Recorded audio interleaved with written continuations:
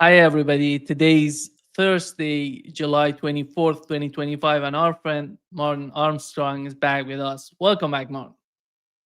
Well, thank you for inviting me. Hope everything's okay over there.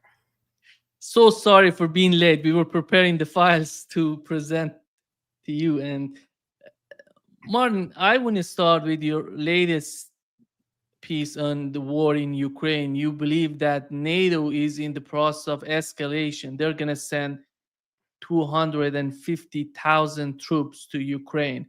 What is the main reason that you feel this way?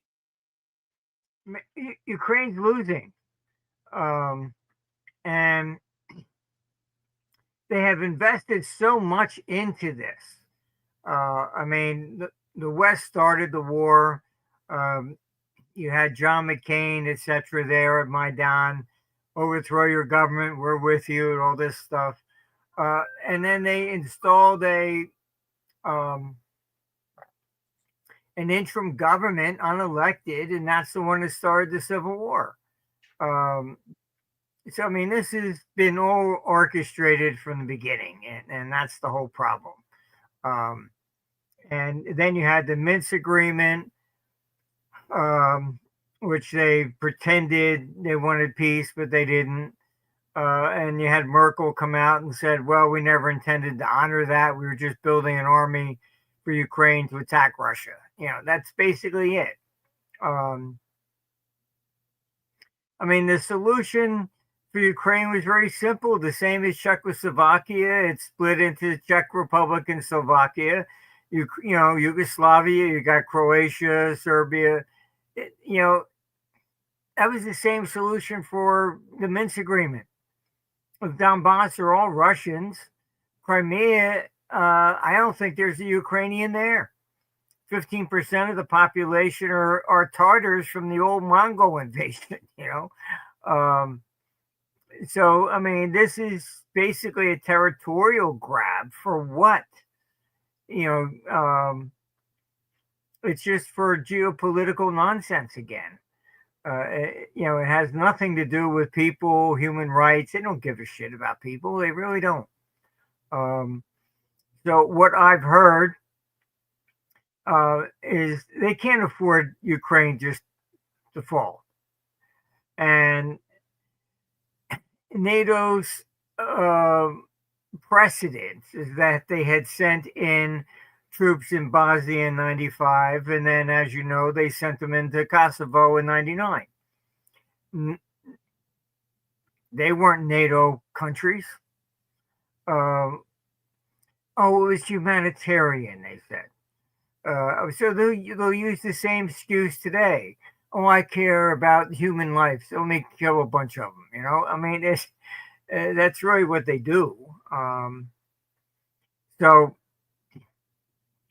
look, this is kind of like um, you know, Cuba trying to wage war against the United States. I mean, let's get real here. Where has this benefited the Ukrainian people? You got 8 million of them that fled.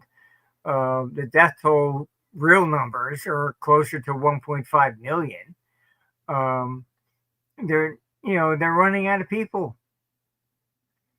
Um, but the propaganda against Russia is so much that how can they now possibly allow Russia to win?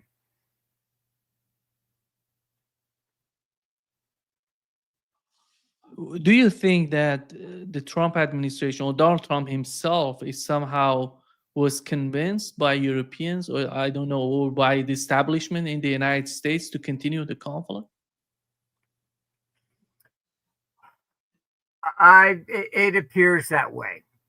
Um, I'm kind of disappointed in him. I'm not sure who's advising him at this stage in the game, but it's been Europe that has been sabotaging any peace deals whatsoever. Um, the EU is falling apart. It was not designed correctly to begin with the currency. Then they came out with all these crazy things, COVID lockdowns, and you had climate change, and then the sanctions against Russia. Um, the German economy, which is 25% of the EU, has actually shrunk. And I'm talking about the number of jobs is declining because they bankrupted so many companies. German corporate bankruptcy rates are at record highs. Um, so, whatever stupid decision Brussels could have made, migrants, I mean, you go down the list. Everything has been a disaster.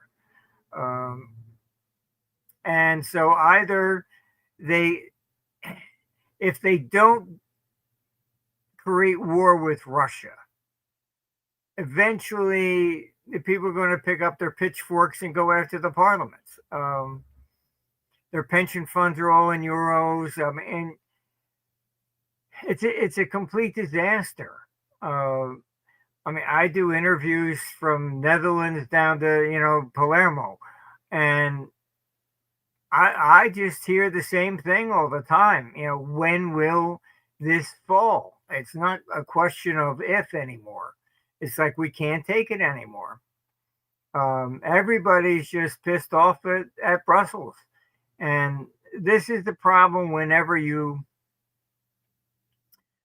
create a strong arm centralized government.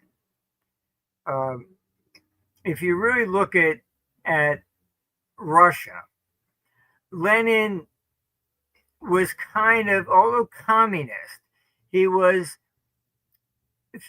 trying to design the Soviet Union based upon the United States, that each republic would at least retain its sovereignty. All right. He even wrote a letter, do not let Stalin secede me. And in Russia, the rumor was that maybe Stalin poisoned Lenin. Once he seized power, he grabbed everything from all the republics, one size fits all, that's it. And it will be centralized dictatorship. And that's really what Brussels is doing. It's the same thing. You will all accept these migrants or else. They've done that to Hungary. I mean, this is not the way a government is supposed to function. It brought down Russia. It will bring down the EU. This is what happens. It's you can't ignore the cultures of different people. I mean, look, you have Zelensky pulling the same shit. Outlaws the Russian language, outlaws the religion, outlaws now Orthodox Christianity, beating up priests and stuff like that. I mean, even the Pope came out against them and says, you can't do this. You don't mess with people's religions. Middle East, I mean, Trump at least told Israel to back off and don't kill the Ayatollah. But that would be like essentially, the Protestants assassinating the Pope or, something like that. You can't, about 30% of the average population in other countries are still Shiite. So if you killed the Ayatollah, no matter how much you hate him, it becomes a religious issue that spreads beyond Iran. So you have to understand there's certain different, you're not taking out, just Hitler who's German. And when it's religion, it spreads across borders. So there are different reasons for wars, conquest, etc. So they're not all the same. Martin, since you've mentioned the situation of Germany, what is your take on the way that German government is behaving? Somehow, you see their economy is going down, but the government, in terms of how to deal with the issues with the economy, they're going after the increasing the defense budget, buying more arms, focusing on the military of Germany what instead of focusing on what's going on with the economy, with the industry in Germany. What is that? Is that a somehow a German concept, or they're trying it? This concept comes from outside, comes from the United Kingdom, I don't know, from France. No, it's pretty standard in any government. When the economy is failing, you need an external enemy. Um, you know, like Biden, he put the sanctions on Russia and gasoline prices went up, and he called it Putin's inflation. Well, Putin didn't put on the sanctions. They never want to accept responsibility for what they've done. Germany, I mean, you saw the massive protests of workers at Volkswagen, etc. Then you're telling them they can't produce gas cars anymore. I mean, they have no concept. That's what I mean about this centralized type government. It's just ideological, and they're not looking at anything else. I mean, that was Stalin, the same problem. And so then he stole the food from Ukraine to pretend that communism was working, and it wasn't.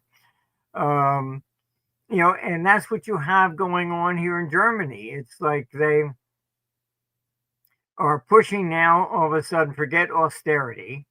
We're going to go into deficit spending. Oh, but it's okay because it's for military. Merz is look, Europe is going into war.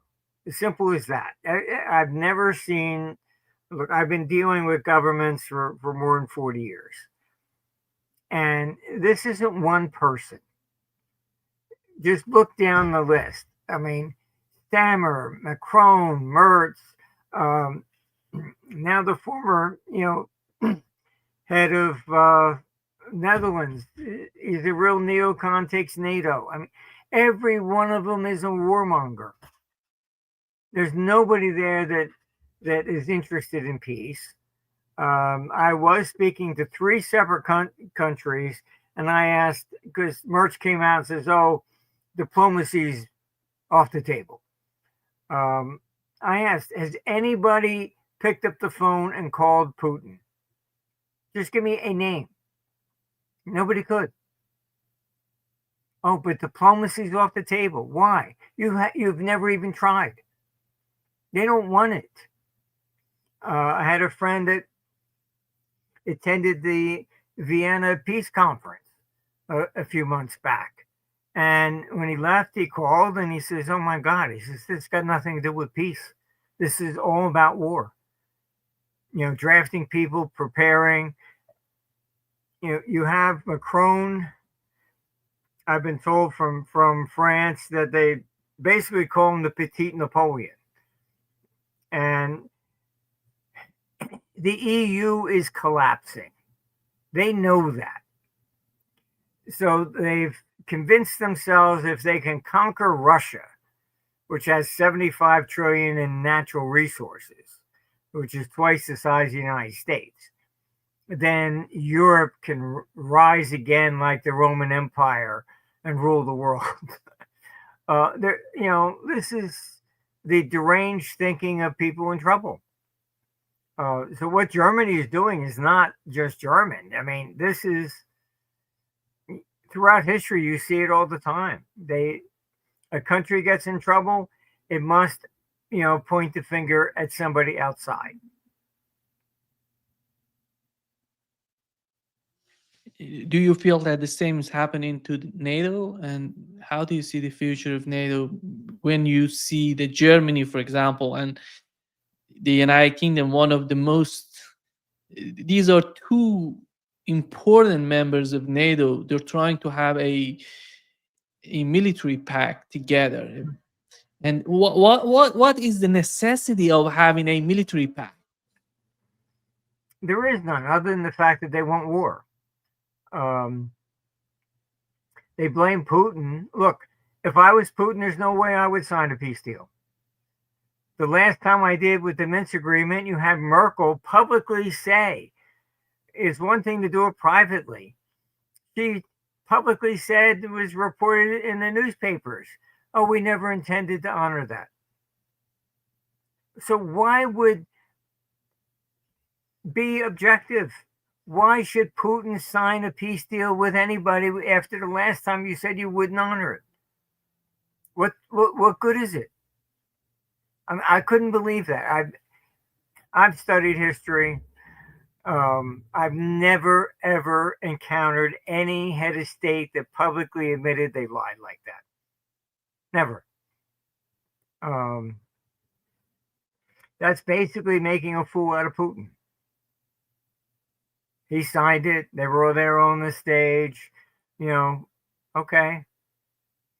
He even told Zelensky, Minsk agreement's very important. He didn't give a shit. They wanted this war. This is,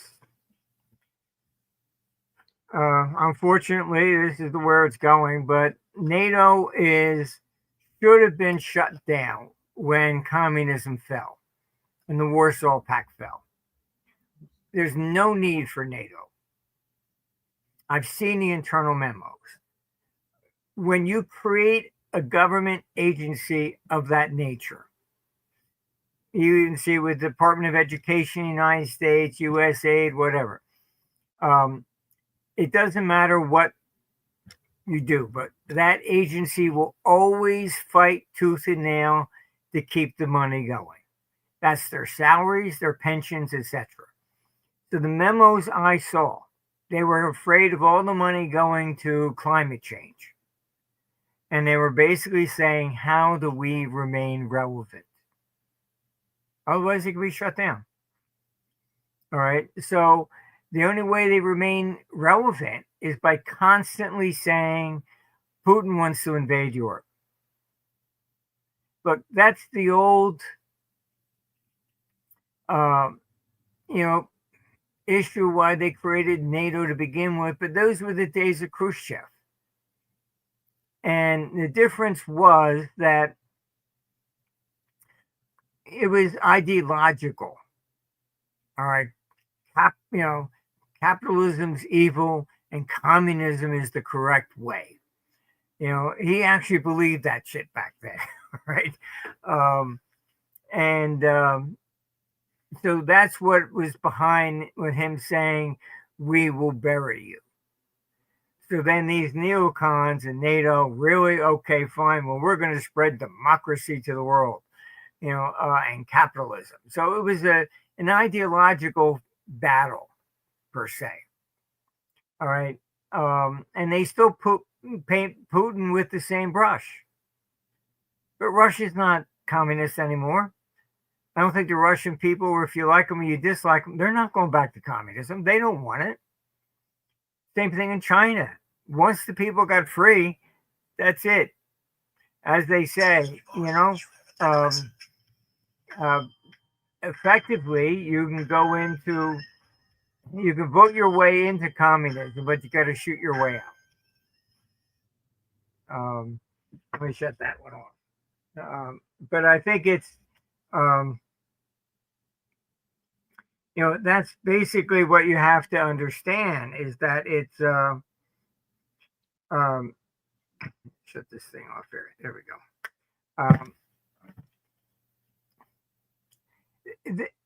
I don't care what government. It seems that they can't afford to lose Russia as their main enemy.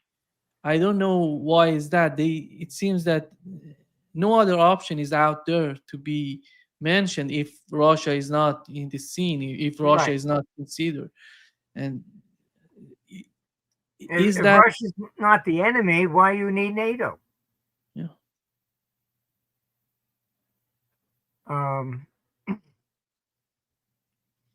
The reasons for NATO, it was, communism versus capitalism, that's all gone.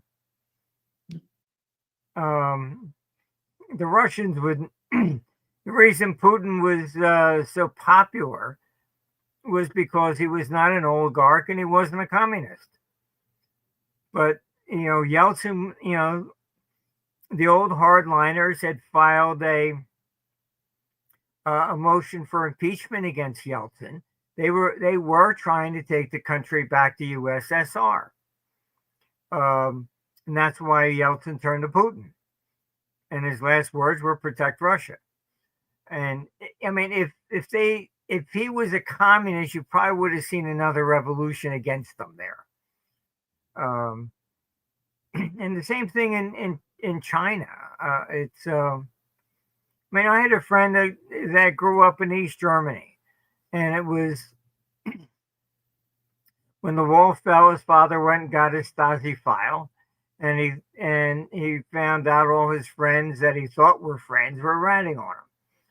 And he came back punching holes in the walls, and he thought his father was deranged or something, but he starts pulling out microphones. And then he said after that, his father would never speak to anybody ever again other than family.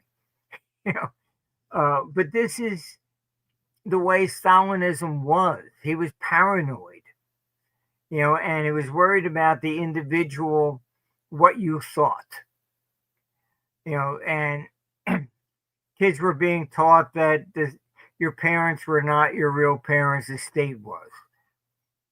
Where in China, that communism was a bit different. They didn't care what you said to your wife or whatever, but if you stuck your head up above everybody else, they called it the tall poppy syndrome. That poppy gets cut off. So it was a little bit different, where Stalin was very paranoid about what you even thought. And he, great purge and sending people off to gulags and stuff like that. So he was much more abusive than the Chinese. Martin, when you talk about 250,000 troops, you feel that most of these troops coming from Europe, or we're going to have a vast majority of those coming from the United States? No, this is basically Europe.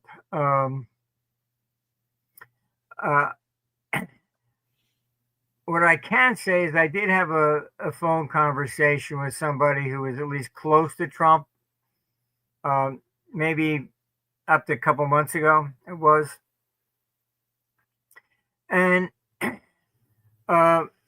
look, I just say point blank what our computer says. It's not my personal opinion. And I just said, look, we should get out of NATO.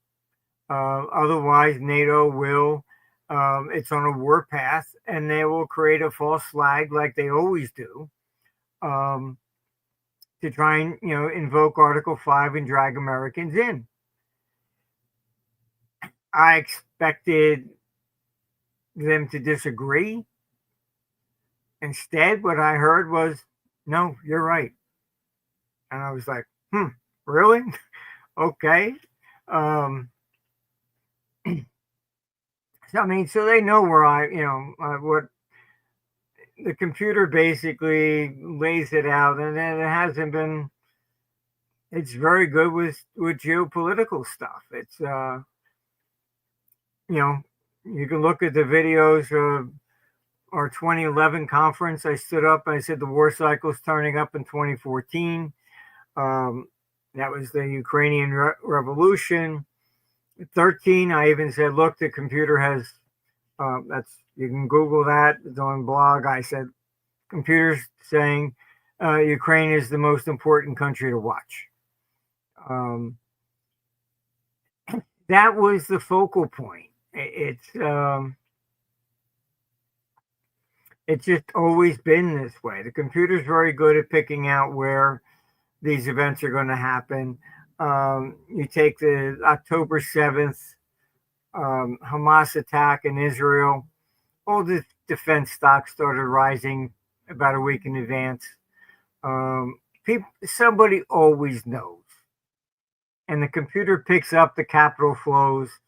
You can look, I stood up in our June 98 conference in London, and I said, look, Russia's going to collapse. I give it, a little more than 30 days.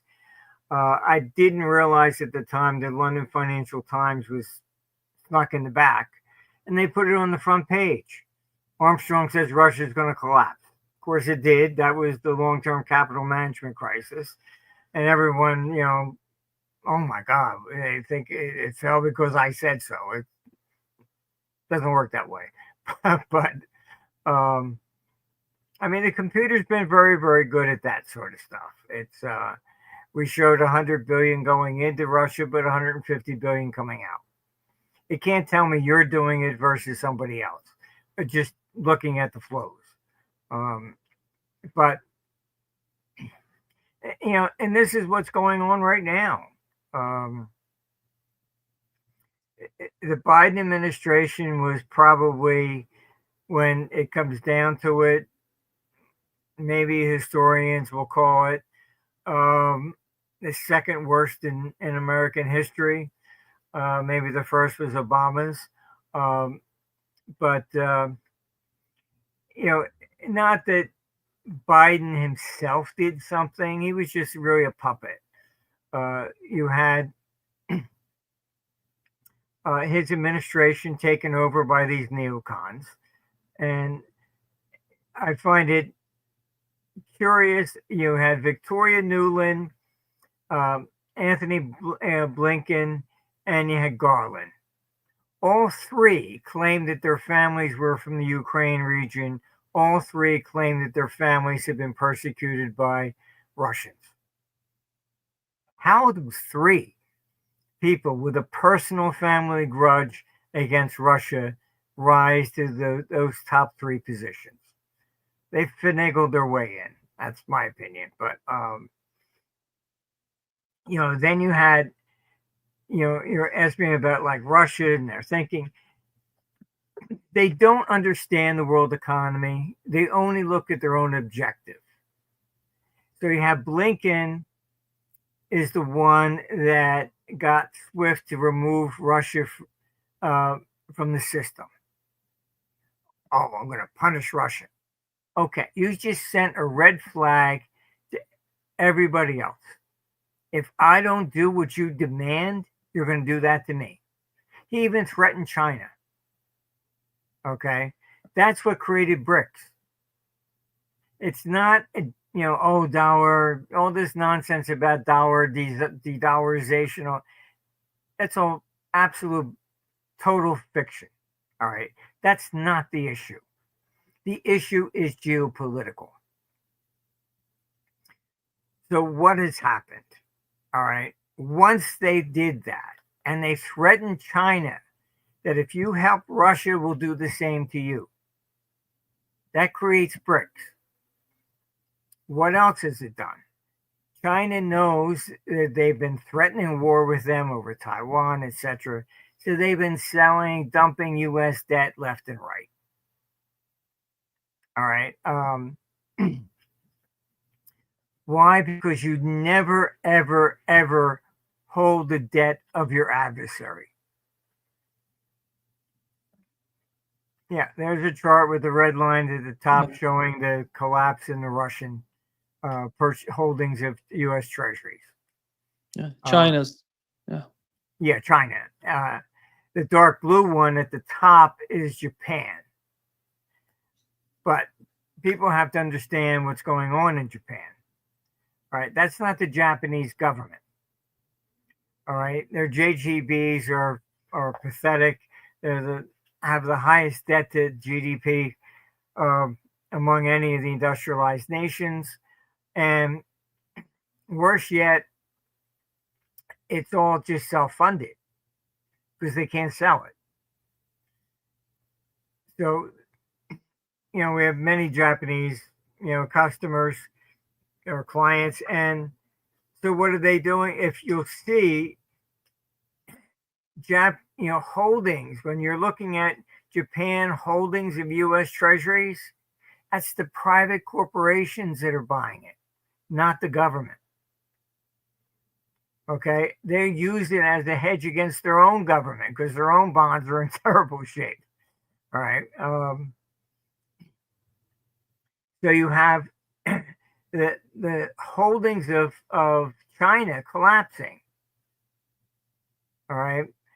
I think the light blue line at the bottom there going up is UK. Again, for war. All right. When you go into war, the U.S. would never pay China had owned 10% of the U.S. national debt. So you get interest rates, expenditures at $1 trillion. So that means you would be sending $100 billion to China, who would then use it to buy more, missiles to shoot the United States. They were not going to pay it. China knows this. That's why they're selling.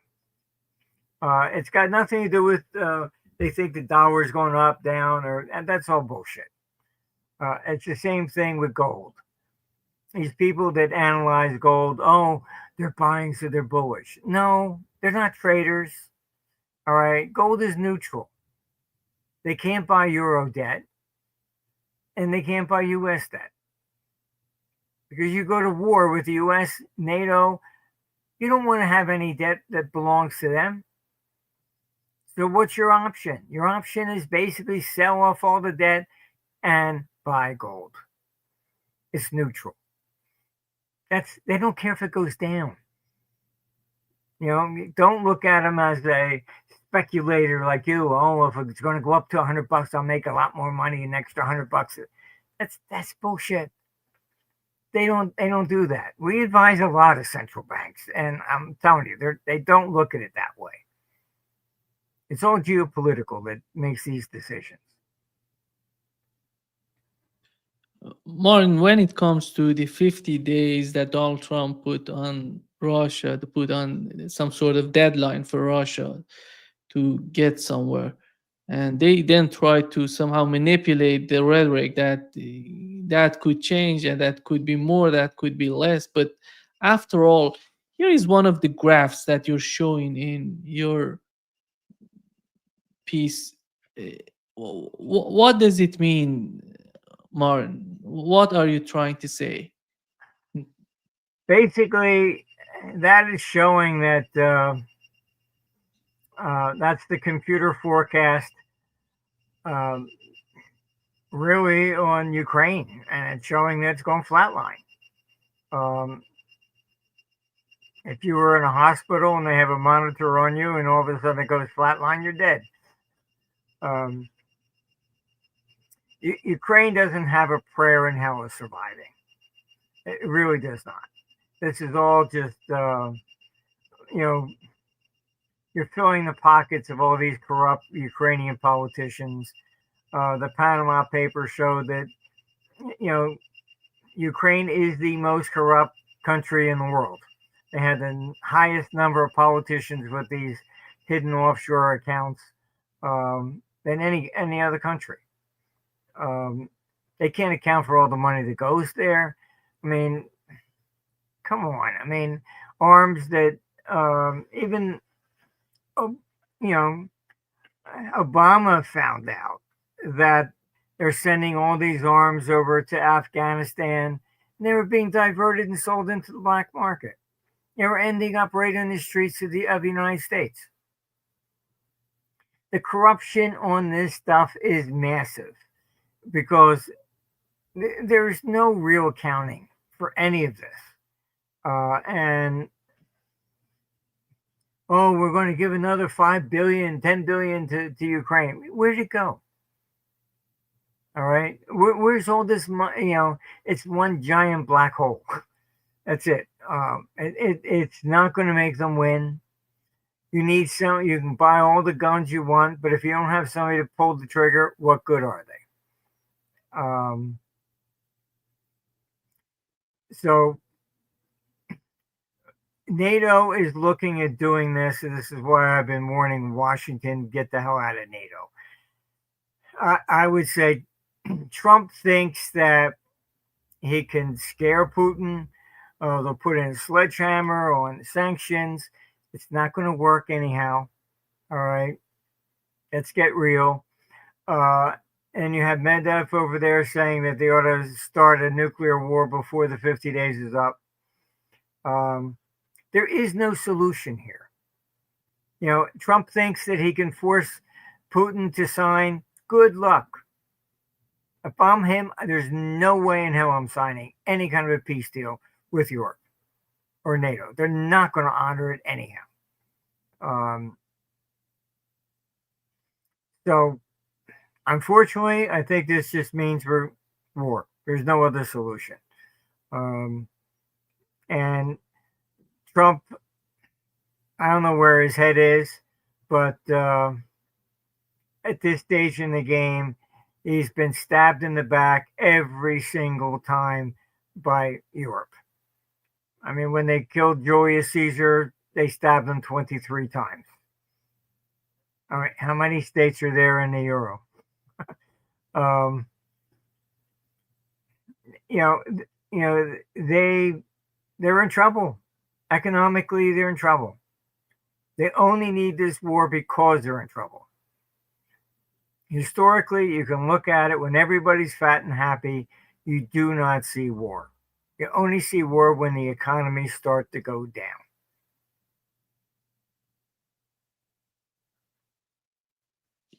Do you feel that Donald Trump knows how to deal with BRICS? Does he? Is there any sort of sign that you may consider it as some sort of cooperation between the United States and BRICS? Here is what, by the way, here is what Donald Trump said, and I want to know what's going on in your opinion. What's going on in the mind of the Trump administration?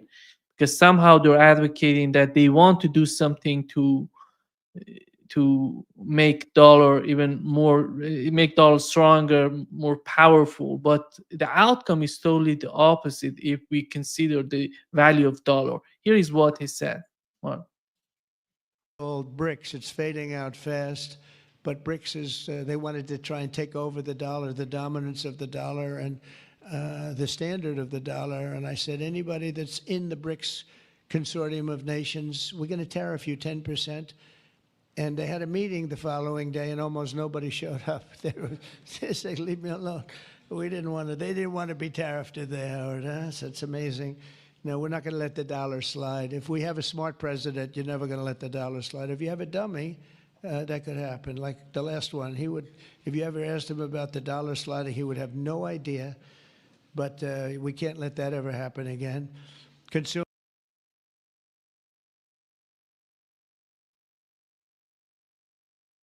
Martin, here is what the Financial Times reported, that you see the stock market, the value of dollar is going down since Donald Trump took office. And what's your interpretation? What's your take on the way that the Trump administration is dealing with BRICS? Well, I don't think he understands it, honestly. You had a lot of this conspiracy nonsense. Oh, BRICS is going to replace the dollar. That's kind of what he was referring to. That's just a joke. What makes the dollar the reserve currency is simply that the United States is the largest consumer-based economy. So 25% of every dollar spent by any consumer in the entire world comes from the United States. So Japan's got to sell its Toyotas. Germany's got to sell its BMWs. And to do so, you price it in dollars. You can't price it in bricks, or something else. So no matter what you do, it's irrelevant what the policies are of the immediate government. If it's Biden or Trump, doesn't matter. All right. You can't change that function. All right. What is the currency will rise and will fall based upon confidence. The fact that the dollar has been going down under the Trump administration is also largely for a misunderstanding of tariffs. And that was all propaganda that came from the 1932 election. You had the Smoot-Hawley tariffs that came in the summer of 1930. After the crash, it was already underway. All right. What happened was that Europe was collapsing. It went into a sovereign default by 31. The currencies all defaulted, etc.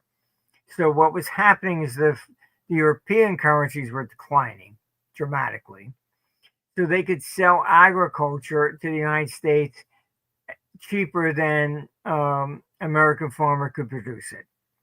So the two guys that did the Smoot-Hawley Act were both Republicans and both from commodity-based states.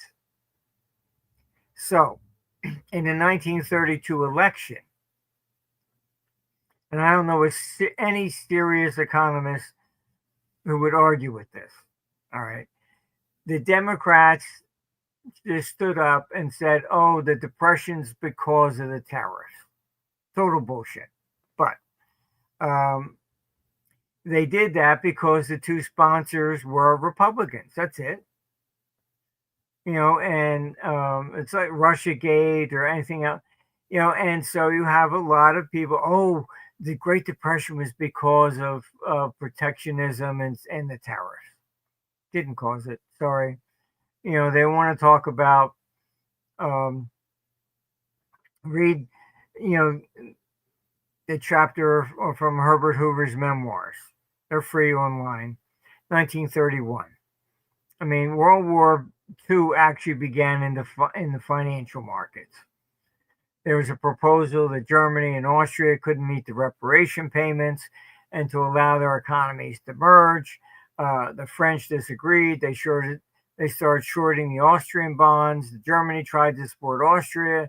They turned on Germany, started shorting that.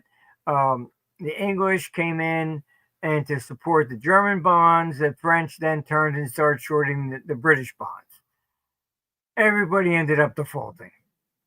It was World War II in the financial markets, long before Hitler crossed into Poland. But I mean, this is basically what was going on. I mean, if they didn't do all this crazy stuff, Hitler would never have gotten to power. You had the reparation payments, which were, even Keynes wrote a piece on it saying this is, they're not going to be able to do it. And so you oppress the German people and they want political change because they're getting screwed. That's how, basically you ended up with Hitler in 1933. I think most people agree with that. It was the reparation payments and the oppression of the German people that making them pay for the decisions of their leadership that started the First World War. The average person on the street shouldn't be punished for the leadership decisions. Are we heading towards World War III, in your opinion? Here is what you presented as the somehow forecasting what would happen. What's your take, and why are we, in your opinion, heading toward World War III? What are the signs of that? I think a lot of people I talk to people in Germany who maybe questioned it a couple years ago. Now everybody kind of, they said the smell of war is in the air. It's driven by economics. And the euro was never designed correctly to begin with. This is our computer. It forecasts it out. You can see the top bars keep rising there into 26. You look straight down, you see a dark orange bar. That's what we call a panic cycle. This is on a yearly level. This is not, the computer's been phenomenal. I mean, you can see the tensions have been rising ever since 22. And you can see that, that 22 is the smallest bar, all of a sudden it rises there, 23, and 24, 25, getting bigger and bigger. It's when the economy turns down, you get war. You're seeing it largely in the Middle East. Today, You're seeing it in Southeast Asia. Reports for Thailand and Cambodia going at it. You're seeing it in India, with Pakistan. It's throughout the Ukraine, etc. It's whatever old disputes seem to come up, and people just remember.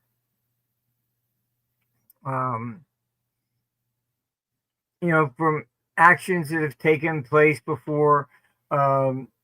Ukrainians hate Russians, because they stole our food. Look, I said, actually, you want to look at the facts. Stalin's right-hand man, Kaganovich, was born in Kiev. He was Jewish. You people were persecuting the Jews when he became the right-hand man of Stalin, and there was starvation in Russia. He said, put him in charge and he'll take all the food from Ukraine. Many people believe that was retribution for killing the Jews in Ukraine. All right, but Ukrainians don't want to blame themselves, so they blame Russians. It's always the same bullshit, and no matter where you go, it's the same thing. We handed a bunch of F-16s to Greece, and you can look at the newspapers, Google it up. What did they come out and say? Oh, now we can do a surprise attack on Turkey. They're two NATO countries. All right, but the hostility between the two goes back to Alexander the Great. I don't know. These things just go on and on and on. I mean, you're there. Look at the disputes between Croatia, Serbia, and Armenians. How long has that been there? For centuries.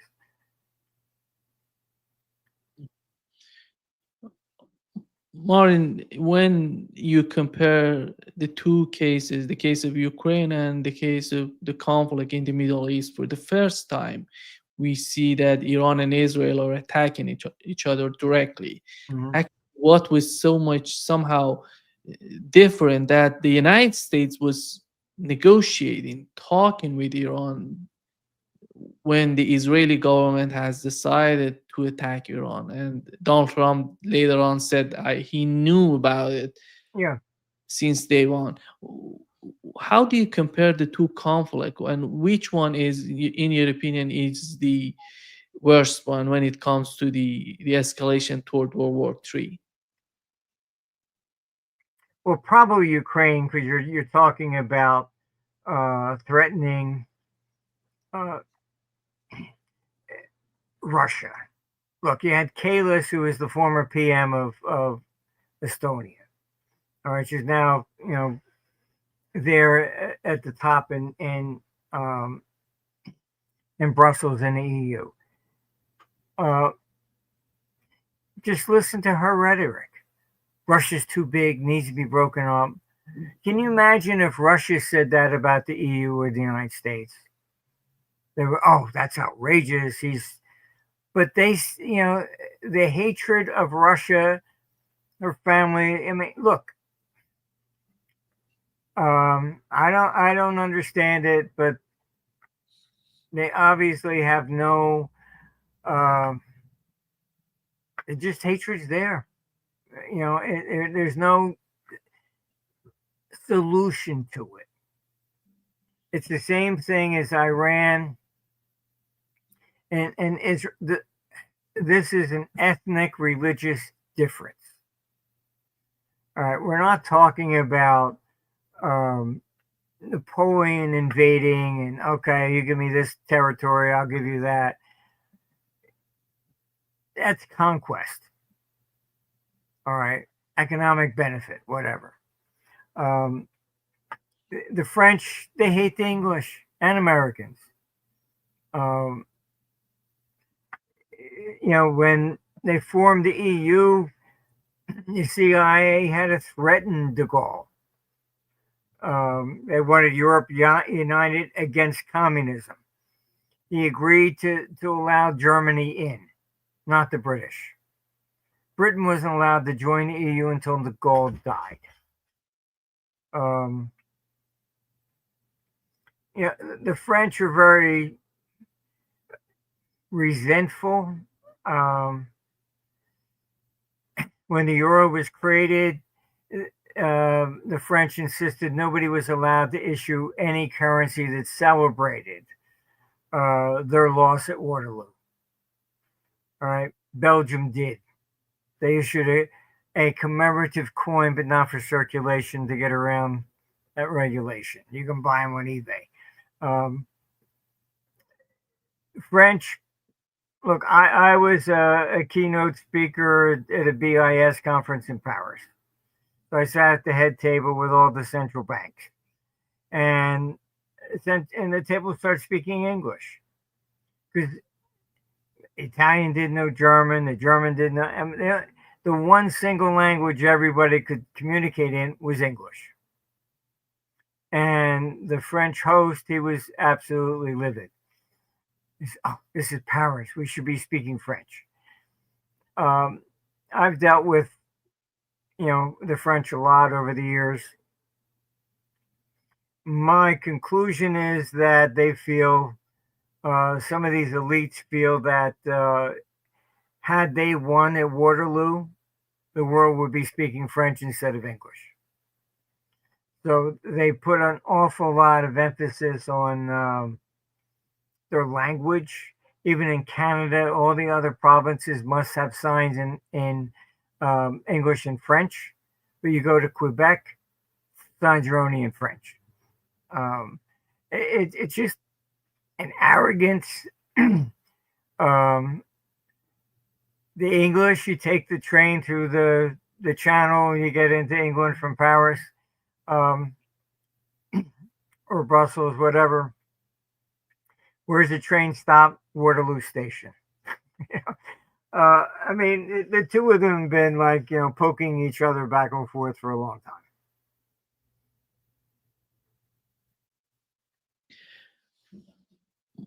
Where do you see the United States in, let's assume, in the next couple of years? Do you feel that Donald Trump would be able? I would argue he didn't use the momentum he had when he came to power, when he came to office, when he was elected.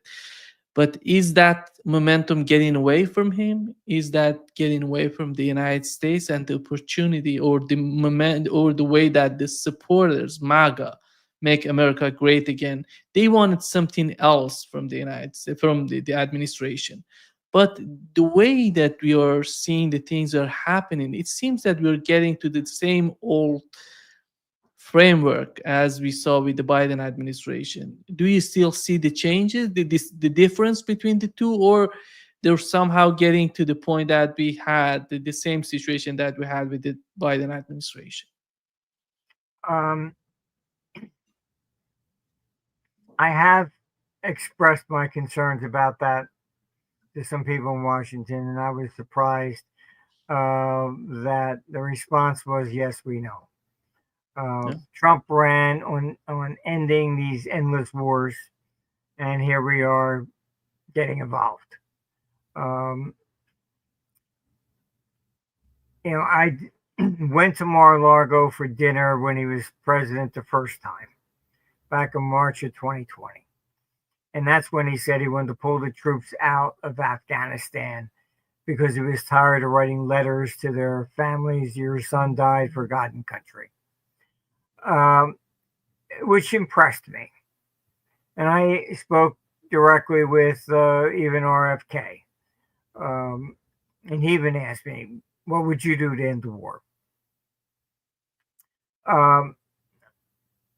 I am concerned that Trump has endorsed Lindsey Graham, who is one of the most ruthless neocons. And I don't know if he realizes, but mean, I grew up in the Philadelphia area. I can tell you that Bibi went to school there. All right. He used to hang out with Bill Kristol's family. Bill Kristol, who I know even spoke at one of our conferences, he wrote the book to justify going into Iraq. All right. You can get it from Amazon. But his father is the one who started the whole neocon movement, Irving, Kristol. And Bibi would hang out with his family. So Bibi is or Netanyahu for somebody who doesn't know who Bibi is, but he's a diehard neocon. My concern is that Trump seems to have flipped. I think he kicked out a lot of the neocons in the deep state. John Bolton makes jokes about him, Victoria Nuland, etc. So I think they used Netanyahu to get in. And him thinking that, well, he's the head of a state, but he's part of the same crew. And so is Boris Johnson. You just have these people that are filled with hatred. I don't know, it's not even logical. But so I am concerned that Trump may not deliberately be trying to take us into war, but there is a great risk that he's going to be dragged into it. So I don't see him as the neocon. I don't think his personality on that level has changed, but I think he's listening to the wrong people. And this 50-day stuff is typical Trump in the sense of like he deals with the tariffs. But in geopolitics, it's something different. Okay. We're not at a bazaar. I want $100. I'll give you 50. All right, let's make it 70. That's different. I've said this to them. I said, what the hell do you actually expect in 50 days? You think Putin's going to fall to his knee? Oh, I'm terribly sorry. I'll pull everybody out of Ukraine and I'll pay for all the damages. Don't hurt me. Is this what you really expect? If you did, personally, I would send a missile right up your ass. You cannot do that. And look, Putin is probably the smartest and the most responsible world leader anywhere right now. He has put down so many red lines. Don't give any long-range missiles. They do. I can tell you, Ukrainian military was told just to go to the border. They had no foreknown knowledge of invading the Kursk region. That order came from MI6. Well, we'll invade Russia. That will force him to attack. They have done everything possible to try and get Putin to respond emotionally and attack anything in NATO so they can claim he started the war.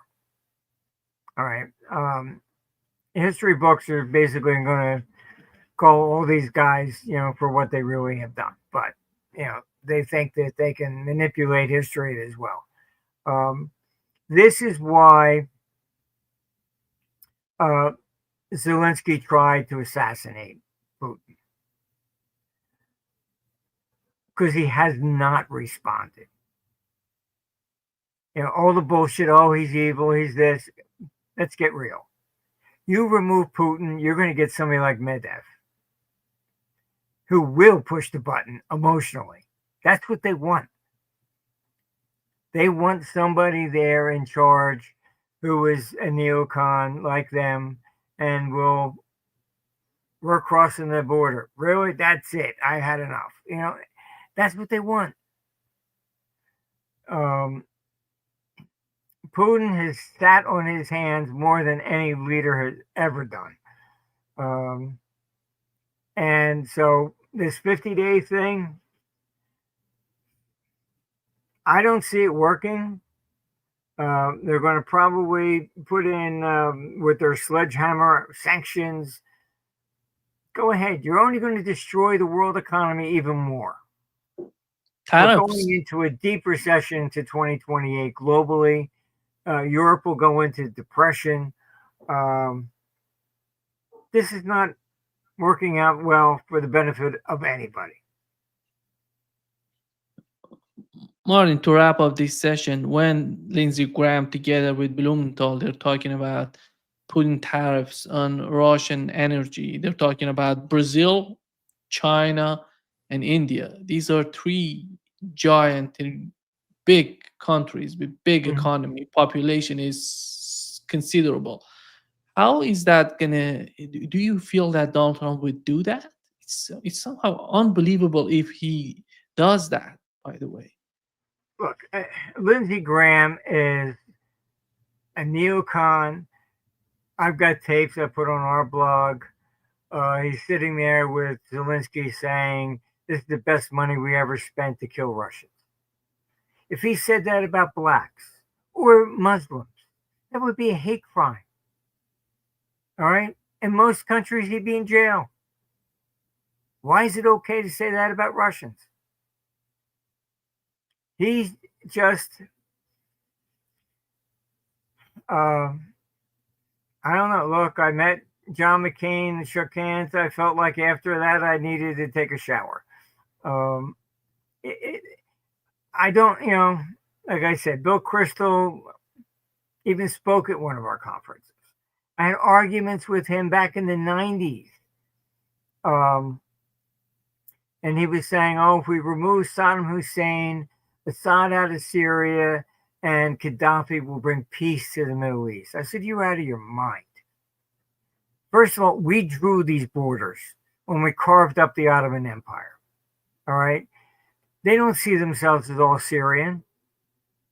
All right? Same thing as Yugoslavia, Serbs versus, Croats. All right? In the Middle East, they see it as Sunni versus Shiite versus Kurd. I mean, they don't see themselves as one country and never have. All right, we drew these borders arbitrarily, and it did take dictators to maintain peace. Otherwise, they will all kill each other. You got Tony Blair, his apologies on YouTube, and he apologized for going into Iraq. He says, we thought we were saving the people, because believing the bullshit of these neocons.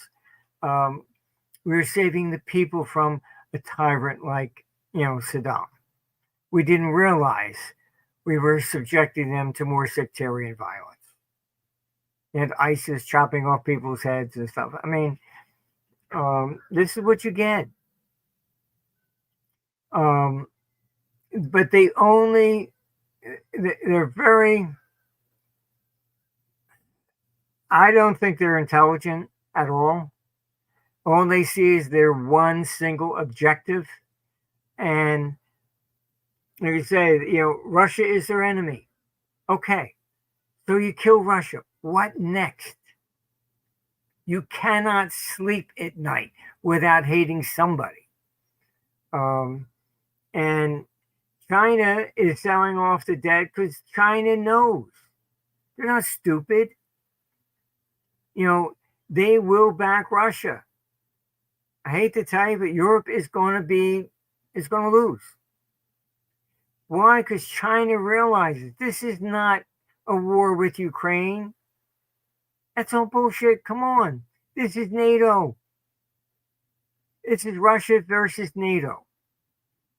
And if China allowed Russia to fall, they're next in line. They go right to it. Come on, let's get real here. I mean, these are old hatreds that, because those two countries used to be communist at one point,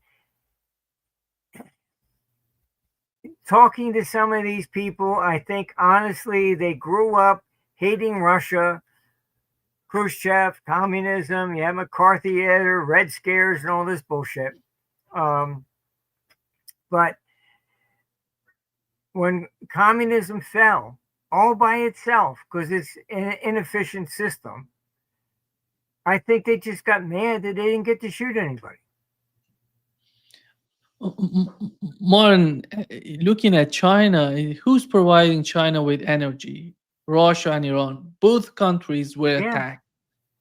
So anybody sitting there in China would understand what's the agenda behind all of this. It's so Look, I think it's so simple when you look at the scene. You can argue that this is the problem between Israel and Iran and blah blah blah and all of these things, that democracy and the people in Russia, in Iran, but after all, China sees what's the main reason of these conflicts. That's why I don't see China giving up on Iran or Russia. They're not do that. They're not going to do that. China gets 80% of its oil, 80% of the oil from Iran. 80%.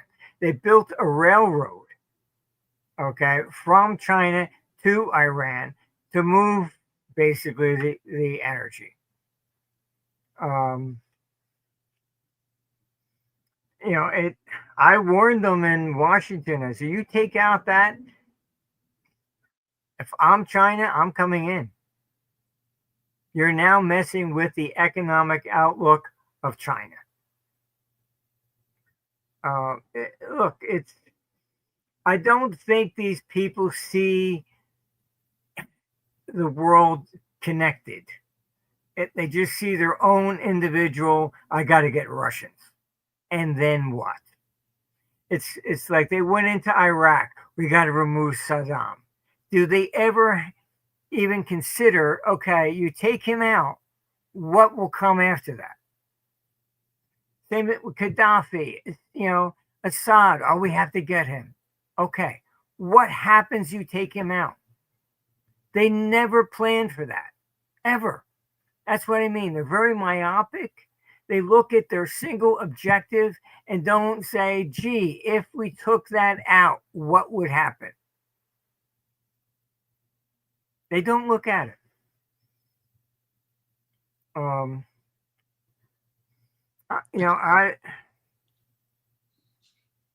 I've said before, back in the 90s, they used to send me in as part of the vetting process for people who wanted to run for president. And it was really a vetting process. I would explain how everything's connected and how it worked.